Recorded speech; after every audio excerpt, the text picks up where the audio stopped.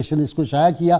ایمان والدین مصطفیٰ، یہ اس نے جو اعتراضات ایمان والدین مصطفیٰ کریم صلی اللہ علیہ وسلم اس پہ بڑے خوبصورت سے جواب دیے اور ثابت کیا ہے کہ والدین کریمین اور رسول اللہ صلی اللہ علیہ وسلم کے اجداد پاک جو تھے وہ پاک تھے، وہ طیب تھے، وہ مسلمان تھے۔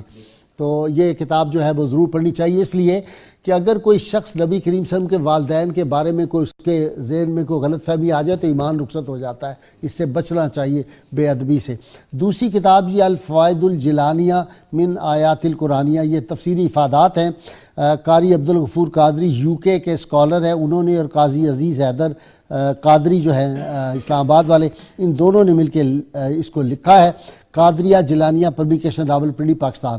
تو سید عبدالقادر شاہ جیلانی یہ ویسٹ میں بہت بڑی علمی شخصیت ہے، یہ یو کے میں رہتے ہیں اور میں لندن میں ان سے کئی بار مل بھی چکا ہوں، پاکستان بھی آتے رہتے ہیں۔ یہ بڑی زبردست کتاب ہے، ہمارے اہل علم کو اس کا ضرور مطالعہ کرنا چاہیے، اور ماڈرن بعض اعتراضات جو قرآن حکیم کے حوالے سے، تصوف کے حوالے سے، ان کے بڑے خوبصورت جواب شاہ صاحب نے دیے ہیں۔ اور یہ احمد بک کارپوریشن جو ہے یہ کمیٹی چوک راولپنڈی سے بھی مل سکتی ہے، انہوں نے ایڈریس دیا ہوا ہے۔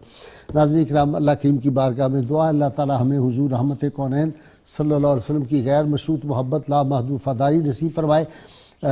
قول حکمت ہے جی، سیدنا علی المرتضیٰ شیر خدا فرماتے ہیں بارش کا قطرہ سیپ اور سانپ دونوں کے منہ میں گرتا ہے، سیپ اسے موتی بنا دیتی ہے اور سانپ اسے زہر، جس کا جیسا ظرف ویسی اس کی تخلیق ہوتی ہے۔